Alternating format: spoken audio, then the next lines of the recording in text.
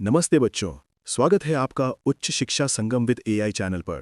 और आज के इस पॉडकास्ट में हम आप सभी को सच्चिदानंद हीरानंद वात्स्यायन यानी अज्ञे जी की कविता सवेरे उठा तो धूप खिली थी और सांप को बहुत ही आसान शब्दों में आज एक्सप्लेन करने वाले हैं। तो आशा है कि इस पॉडकास्ट के बाद आप सभी को अज्ञे की दोनों कविता बहुत अच्छे से समझ में आ जाएंगी। तो फिर देर किस बात की, चलिए शुरू करते हैं आज की क्लास को। हाँ जी, चलिए। तो चलिए आज हम हिंदी के एक बहुत ही महान कवि अज्ञे जी की दो कविताओं की गहराई में उतरते हैं। हाँ, और हमारे पास जो स्रोत है वो इन कविताओं के जो छिपे हुए अर्थ हैं उन्हें परत दर परत खोलते हैं। बिल्कुल। और हमारा मिशन ये समझना है कि कैसे अज्ञे जी के सवाल जो उन्होंने तब पूछे थे वो आज भी हमारे दिलो दिमाग में दस्तक देते हैं। और ये खोजना उनके नाम से ही बहुत दिलचस्प हो जाती है। अच्छा, कैसे? उनका असली नाम था सच्चिदानंद हीरानंद वात्स्यायन। इतना लंबा नाम? हाँ, काफी लंबा है, लेकिन उन्होंने अपने लिए एक छोटा सा बहुत ही रहस्यमयी नाम चुना, अज्ञेय। अज्ञेय, इसका मतलब क्या होता है? इसका मतलब है जिसे जाना ना जा सके। तो उनके काम की तरह ही उनका नाम भी हमें सोचने पर मजबूर कर देता है। वाह, ये तो शुरुआत ही बहुत दमदार है। और उनकी जिंदगी वो भी किसी कविता से कम नहीं थी। सोचिए, उनका जन्म 1911 में हुआ, पर किसी शहर या गांव में नहीं। तो कहाँ? उत्तर प्रदेश के कसिया में एक पुरातात्विक खुदाई वाले कैंप में। क्या बात है, मतलब जन्म से ही घुमक्कड़। हाँ, क्योंकि उनके पिता हीरानंद शास्त्री जी एक पुरातत्वविद थे, तो घूमना तो जैसे उनकी किस्मत में ही लिखा था। और शायद इसीलिए उनका बचपन लखनऊ, कश्मीर, बिहार, मद्रास, मतलब अनगिनत जगहों पर बीता। इसी ने उन्हें यायावर बनाया। सही का। और ये अनुभव सिर्फ घूमने फिरने तक ही सीमित नहीं रहा, वो उनकी लेखन की, कह सकते हैं, आत्मा बन गया। और सिर्फ लेखन ही क्यों, वो एक शानदार फोटोग्राफर भी थे, अनुवादक भी थे। बिल्कुल, एक कंप्लीट पैकेज। और जब हम उनके लेखन की बात करते हैं तो 1943 में आए तार सप्तक को तो भूल ही नहीं सकते। हाँ, तार सप्तक। वो 7 नए कवियों का एक संग्रह था और उसने हिंदी कविता की दुनिया में जैसे एक भूचाल ला दिया था। इसी से प्रयोगवाद और नई कविता की शुरुआत हुई थी, है ना? एकदम। प्रयोगवाद, ये शब्द सुनने में थोड़ा भारी लगता है। हाँ, लगता तो है। इसे आसान भाषा में कैसे समझे? देखिए, दूसरे शब्दों में प्रयोगवाद हिंदी कविता का रॉक एंड रोल मूवमेंट था। हाँ, वाह। इसने पुराने जो बंधे बंधाए नियम थे उन्हें तोड़ दिया और कविता को एक नया, बेबाक और ज्यादा निजी अंदाज दिया। ये कवियों की आजादी का ऐलान था। मतलब जैसा महसूस करो वैसा लिखो। बिल्कुल, भले ही वो पारंपरिक छंदों और विषयों के दायरे में ना आता हो। वाह, यानी कविता की दुनिया में एक तरह की बगावत, और उनके इसी घुमक्कड़ स्वभाव की वजह से शायद वो प्रकृति से इतना गहरा रिश्ता महसूस करते थे। हाँ, जो उनकी पहली कविता सवेरे उठा तो धूप खिली थी में साफ दिखता है। बिल्कुल। वो कविता एक बहुत ही शांत और खूबसूरत सुबह से शुरू होती है। कवि सोकर उठता है, बाहर धूप खिली है और एक चिड़िया अभी अभी गाकर चुप हुई है। माहौल में एक ताजगी है। हाँ, यहाँ तक तो सब बहुत सुकून भरा लगता है। लेकिन मुझे इस कविता में जो बात सबसे ज्यादा चौंकाती है वो है उधार मांगने का विचार। कोई प्रकृति से उधार कैसे मांग सकता है? वो धूप से थोड़ी गर्माहट मांगते हैं, चिड़िया से मिठास, घास से हरियाली। और ये उधार शब्द ही इस कविता की चाबी है। अच्छा, अज्ञे जी यहाँ एक बहुत बड़ी बात कह रहे हैं। वो कह रहे हैं कि हमारे पास जो कुछ भी है, शरीर की गर्मी, आंखों को सुकून देती हरियाली, मन की खुशी, हाँ, वो हमारा अपना नहीं है, हम इसके मालिक नहीं हैं। ये सब प्रकृति का दिया हुआ एक कर्ज है, एक उधार। मतलब ये एक तरह से एंटी ओनरशिप वाली सोच है आज की दुनिया में, जहां हर कोई हर चीज पर अपना हक जमाना चाहता है। सही पकड़ा। वहां अज्ञे कह रहे हैं कि तुम्हारी सांसें भी तुम्हारी नहीं है। ये तो अहंकार को तोड़ने वाली बात है। एकदम। जब आप ये मान लेते हैं कि सब कुछ उधार का है तो आप कृतज्ञ हो जाते हैं, आभारी। और सबसे सुंदर बात क्या है? क्या? प्रकृति ने बिना कोई सवाल किए, बिना कोई गारंटी मांगे सब कुछ दे दिया। धूप ने मना नहीं किया, चिड़िया ने हिसाब नहीं लगाया। हाँ, प्रकृति का दिल बहुत बड़ा है, वो बस देती है। लेकिन कहानी यहाँ खत्म नहीं होती है ना? नहीं, बिल्कुल नहीं। अब कविता में रात होती है और सीन पूरी तरह पलट जाता है। हाँ, कवि एक सपना देखता है जहां एक अनजानी, अनदेखी आवाज उससे कुछ मांग रही है। और वो आवाज कहती है, मैंने तुम्हें इतना कुछ दिया है, अब मुझे थोड़ा प्यार उधार दे दो। और वो भी 100 गुना ब्याज के साथ लौटाने के वादे पर। हाँ, सुबह कवि मांग रहा था, अब रात में कोई उससे मांग रहा है। लेकिन ये प्यार भी कोई आम प्यार नहीं है। आवाज समझाती है कि प्यार सिर्फ खुशी नहीं है। वो कहती है अकेलापन, बेचैनी, छटपटाहट और किसी की याद में तड़पना, ये भी प्यार का ही हिस्सा है। ये बहुत गहरा नुक्ता है ना? वो आवाज असल में सहानुभूति मांग रही है, एक इंसान के दुख को समझने की क्षमता मांग रही है।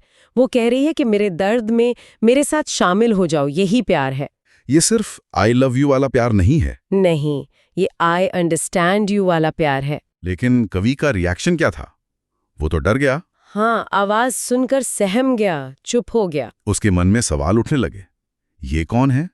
कहीं ये मुझे धोखा तो नहीं दे रहा? और यहीं पर कविता अपने चरम पर पहुंचती है। तो क्या ये विरोधाभासी इस कविता की जान है कि हम प्रकृति से तो सब कुछ ले लेते हैं, लेकिन जब कोई इंसान हमसे थोड़ा भावनात्मक सहारा मांगता है तो हम व्यापारी बन जाते हैं, हिसाब किताब करने लगते हैं। बिल्कुल, यही तो इंसानी फितरत का आईना है। हम प्रकृति को एक्सप्लॉइट करते हैं, लेकिन जब कोई इंसान हाथ बढ़ाता है तो हमारा रिस्क असेसमेंट शुरू हो जाता है। हम सोचते हैं, इसमें मेरा क्या फायदा? कहीं मुझे चोट तो नहीं पहुंचेगी? प्रकृति से बेशर्मी से सब ले लिया, लेकिन एक इंसान को थोड़ी सहानुभूति देने में 100 बार सोचा। ये तो बहुत चुभने वाली बात है, और ये आज भी उतनी ही सच है। सही कहा। अब इसी दोहरेपन और दिखावे की बात को अज्ञे जी एक दूसरी बहुत छोटी लेकिन बेहद तीखी कविता में उठाते हैं। हाँ, कविता का नाम है सांप। मेरी पसंदीदा कविताओं में से एक है। सिर्फ 4 लाइनें, लेकिन असर किसी बम जैसा। कविता है, सांप तुम सभ्य तो हुए नहीं, नगर में बसना भी तुम्हें नहीं आया। एक बात पूछूं उत्तर दोगे, तब कैसे सीखा डसना, विष कहाँ पाया? पहली नजर में तो लगता है कि कवि सांप से सवाल पूछ रहा है। हाँ, लेकिन असल में ये एक व्यंग है, एक ताना। अच्छा। ये सवाल सांप के बहाने उन इंसानों से पूछा जा रहा है जो खुद को सभ्य या सिविलाइज्ड कहते हैं। ये सवाल तो बहुत चुभता है। वो कह रहे हैं कि अरे सांप, तुम तो जंगली हो, जंगल में रहते हो, तुम्हें शहर के तौर तरीके नहीं पता। तुमने कोई बड़ी बड़ी किताबें नहीं पढ़ी, फिर भी तुम्हारे अंदर जहर है। तो हम इंसानों ने, जो पढ़े लिखे हैं, बड़े बड़े शहरों में रहते हैं, खुद को इतना विकसित कहते हैं। हमारे अंदर ये नफरत, धोखा, जलन और पीठ पीछे बुराई करने का जहर कहाँ से आया? वाह, यहाँ एक बहुत गहरी तुलना छिपी है। हाँ, सांप अपनी रक्षा के लिए काटता है जब उसे खतरा महसूस होता है, और वो हमेशा सामने से वार करता है, चेतावनी देकर। हाँ, अपनी फुफकार से चेतावनी देता है कि दूर रहो। लेकिन इंसान तो मुंह पर मीठा बोलता है और पीठ पीछे छुरा घूंपता है। बिल्कुल। मतलब सांप तो बेचारा खामखा बदनाम है, असली जहर तो हम इंसानों की जुबान और कीबोर्ड में भरा पड़ा है। सही कहा, कीबोर्ड में। सांप का जहर शारीरिक है, उसका इलाज है। इंसानी जहर मानसिक है, जो रिश्तों को, समाज को, आत्मा को धीरे धीरे खोखला कर देता है। ये तो आज के दौर पर सोशल मीडिया पर बिल्कुल सटीक बैठता है। गुमनाम trolling, office politics, WhatsApp groups में होने वाली बुराइयां, ये सब उसी जहर के नए रूप हैं। तो अज्ञे जी यही सवाल उठा रहे हैं कि असली सभ्यता क्या है? क्या सिर्फ अच्छे कपड़े पहनना और बड़े शहरों में रहना ही सभ्यता है, या दिल में ईमानदारी और इंसानियत का होना ज्यादा जरूरी है? ये कविता सभ्य समाज के खोखलेपन पर एक तमाचा है। मुझे तो लगता है ये खोखलापन आज और भी जटिल और गहरा हो गया है। पहले जहर शायद आमने सामने की बातों में था, अब तो डिजिटल दुनिया ने उसे गुमनाम और ज्यादा खतरनाक बना दिया है। सही कहा। एक स्क्रीन के पीछे छिपकर कुछ भी कह सकते हैं। शायद आज अज्ञे होते तो पूछते, डिजिटल हुए, सभ्य तो हुए नहीं, तब कैसे सीखा ट्रोल करना, ये नफरत कहाँ पाई? बहुत खूब।